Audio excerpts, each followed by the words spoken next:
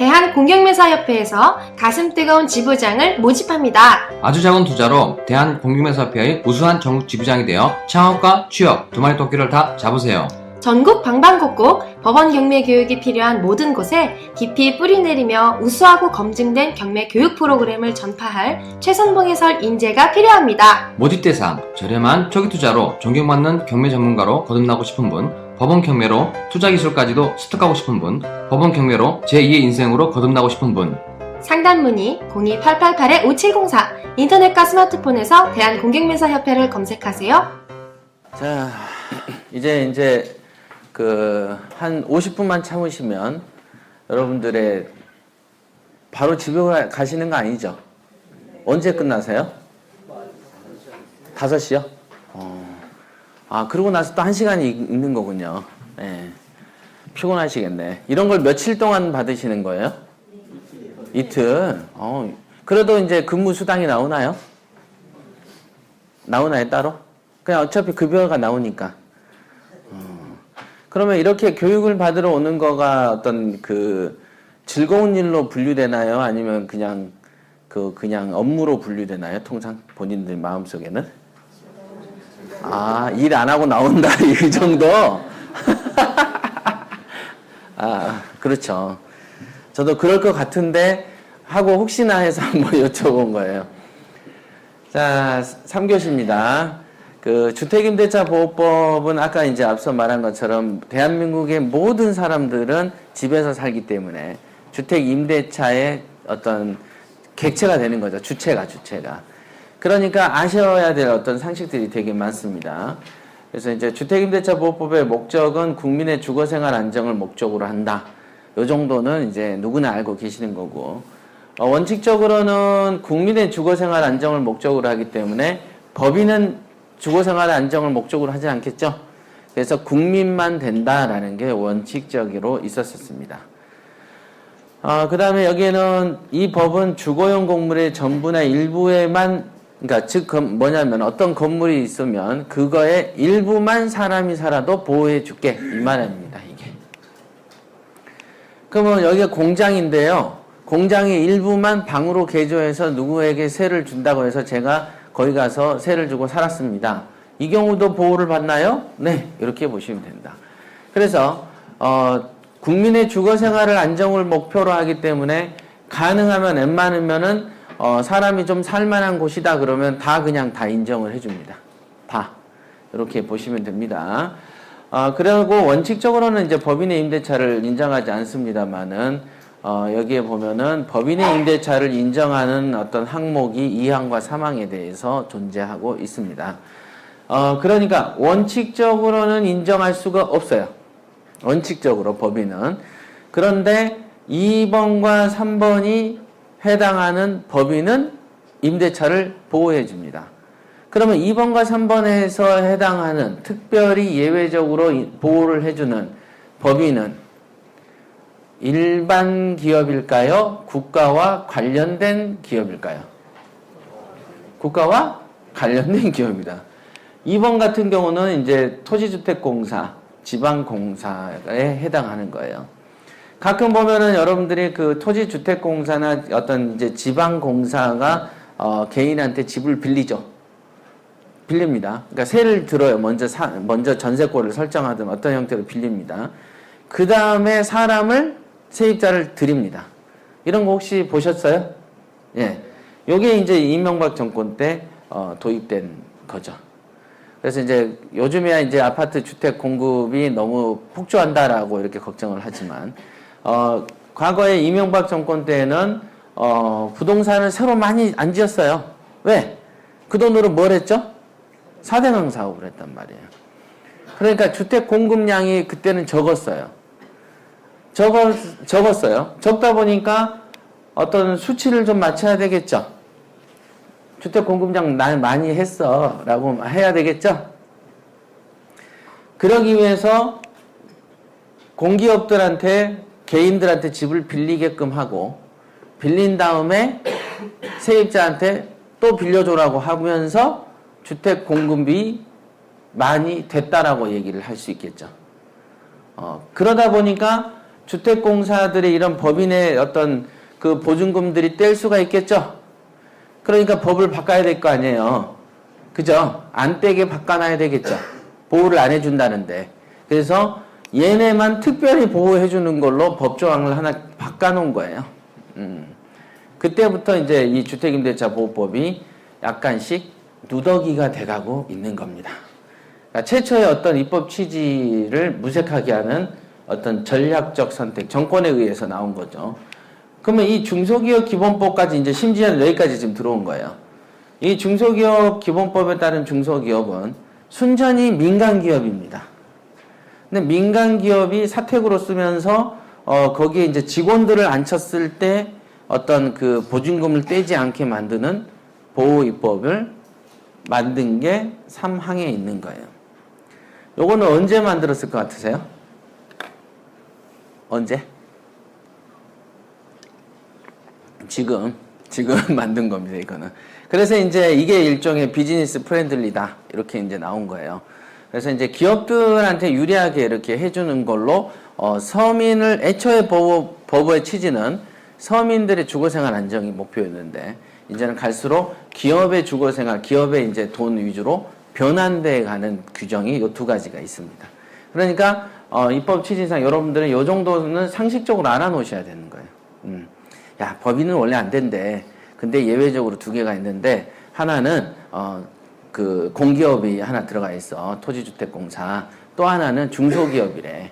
그래서 중소기업이 직원을 그 재우려고 이렇게 집을 빌리다 보면 중소기업 뭐냐면 주식회사 뭐 삼성이 이렇게 보증금을 넣고 했다가 경매를 당하면 삼성 보증금이 다 뛴단 말이에요.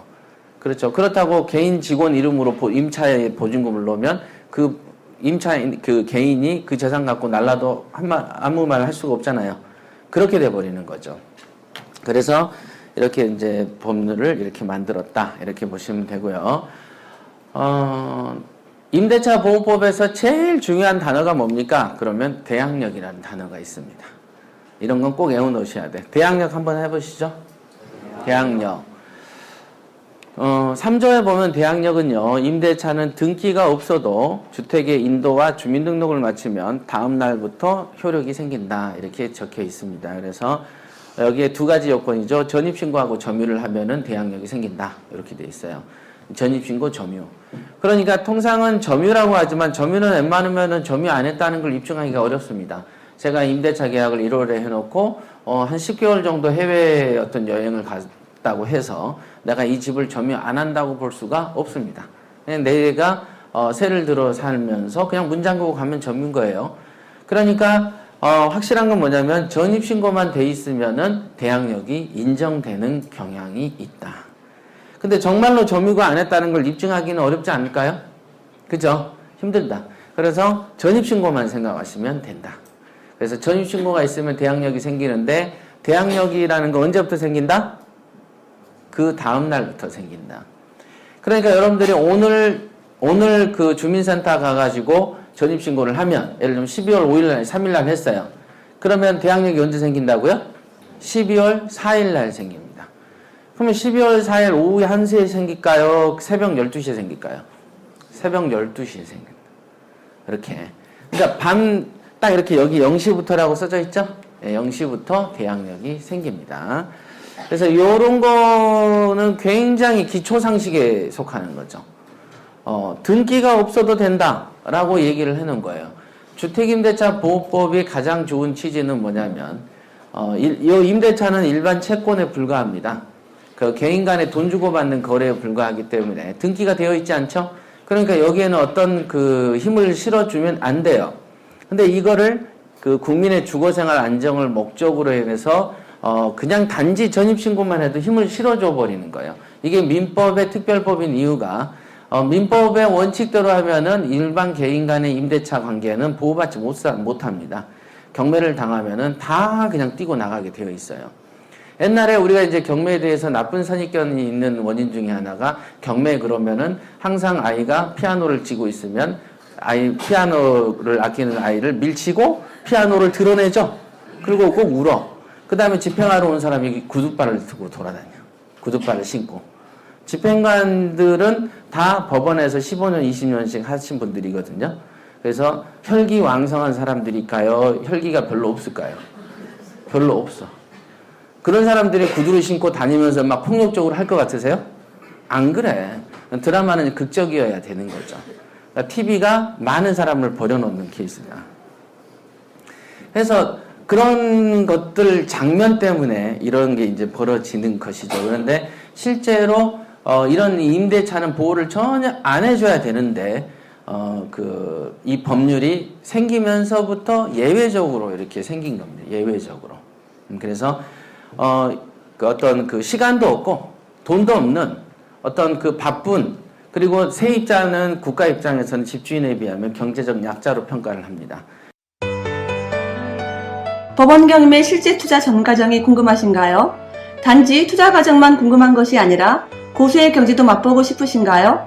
고수익, 우량 물건을 스스로 고르고 시세조사와 분석도 스스로 하고 명도도 겁없이 해내는 그런 경지에 이르고 싶으신가요? 법원 경매의 시작인 우량 물건 검색부터 시세조사와 분석, 수익률 분석, 낙찰가 결정, 잔대금 대출, 경매의 명도 및 사후 처리까지 도기한 협회장에게 직접 1대1로 경매 과외를 받으세요.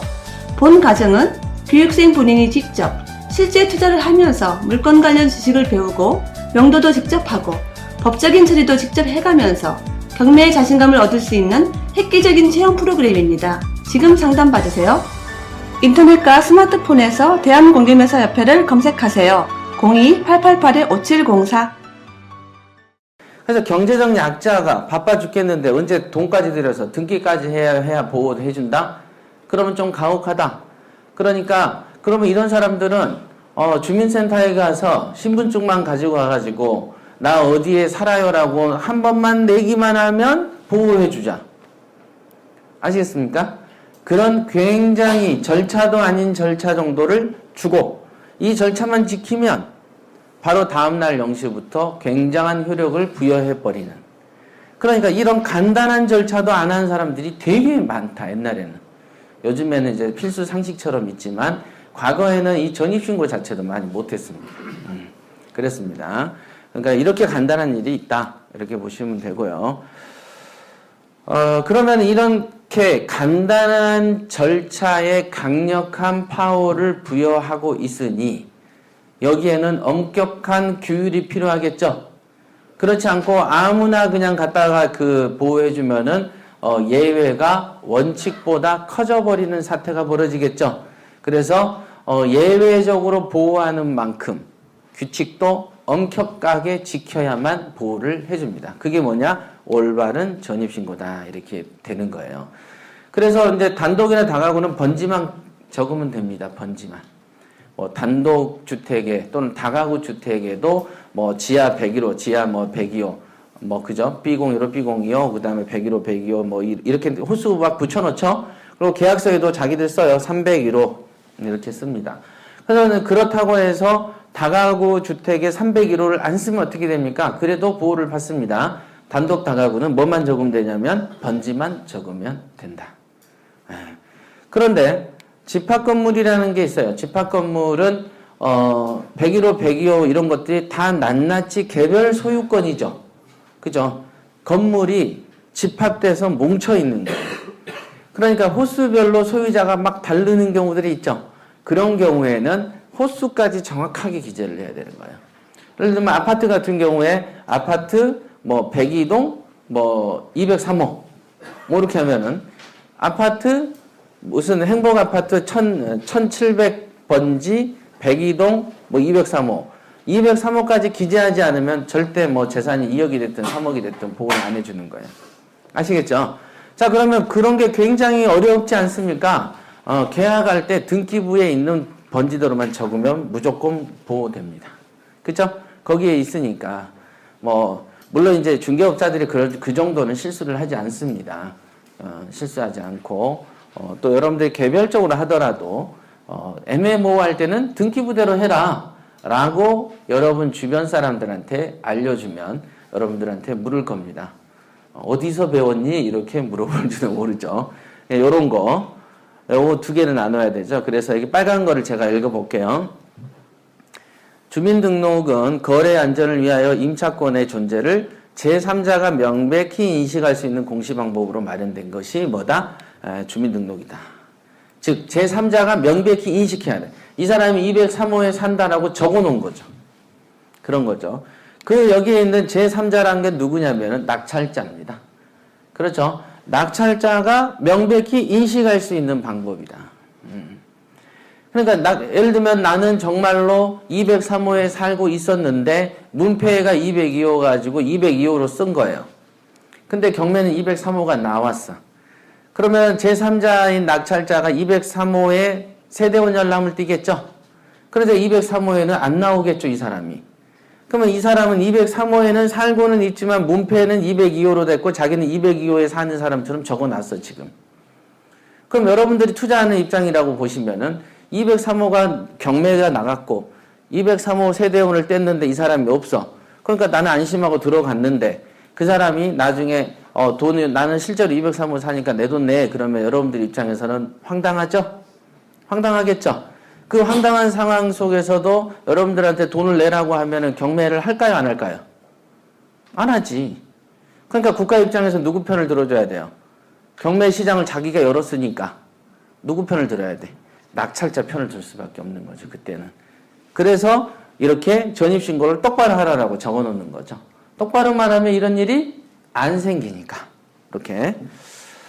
그래서 올바른 전입신고에 대해서 이제 판례가 이제 한 두 가지만 제가 소개를 했는데, 여기 전입신고에 보면은, 이 경우는 좀 특별한 경우죠.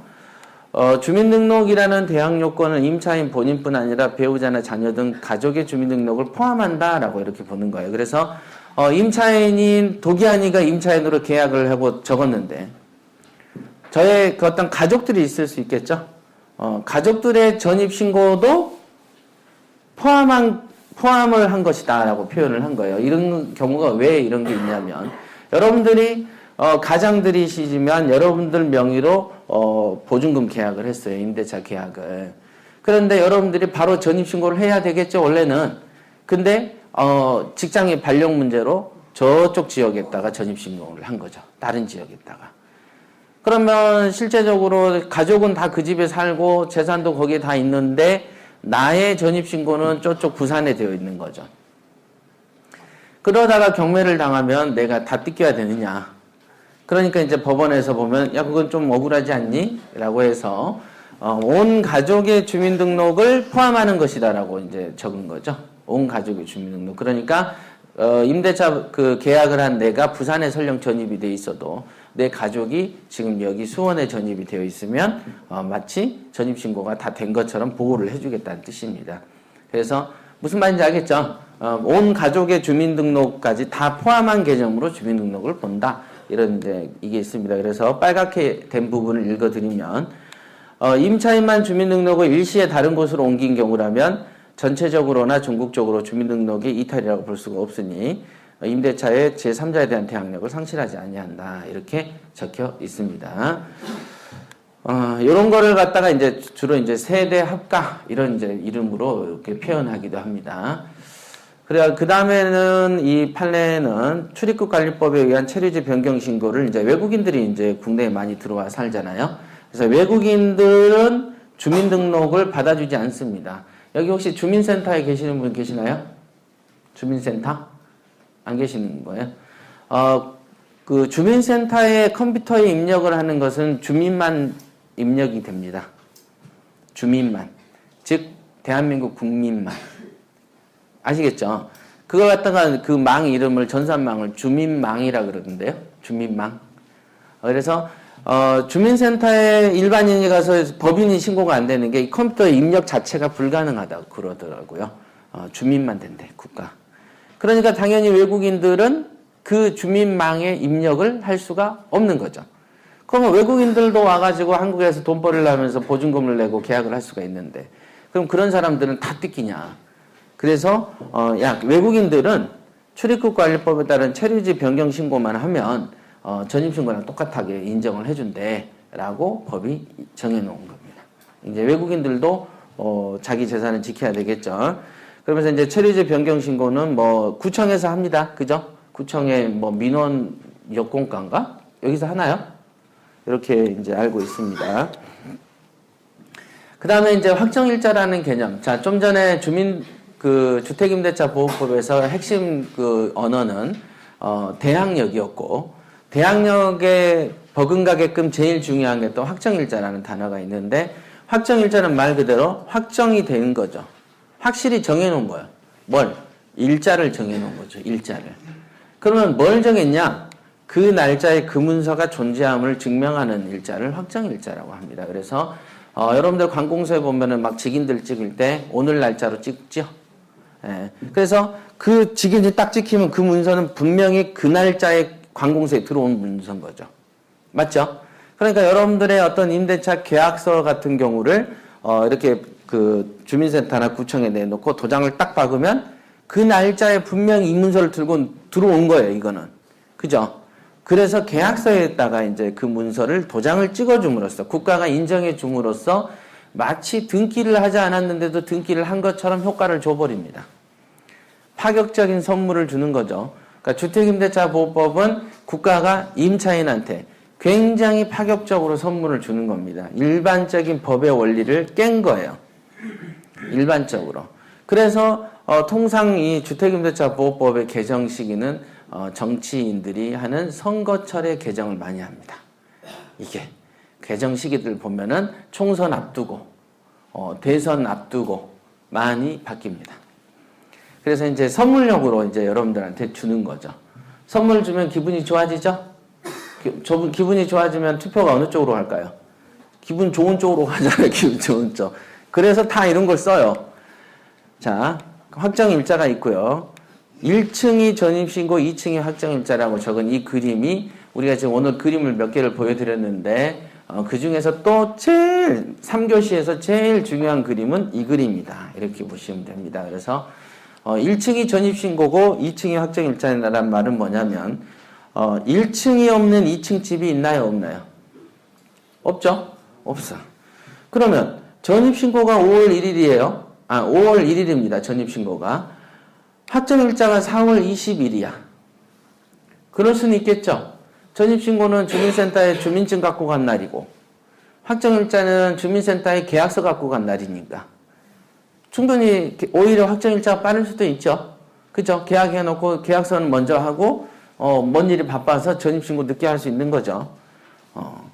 그러면 확정일자의 효력은 언제 생긴다? 자, 확정일자는 4월 20일이고 전입신고는 5월 1일이에요. 그럼 확정일자는 언제 효력이 생길까요?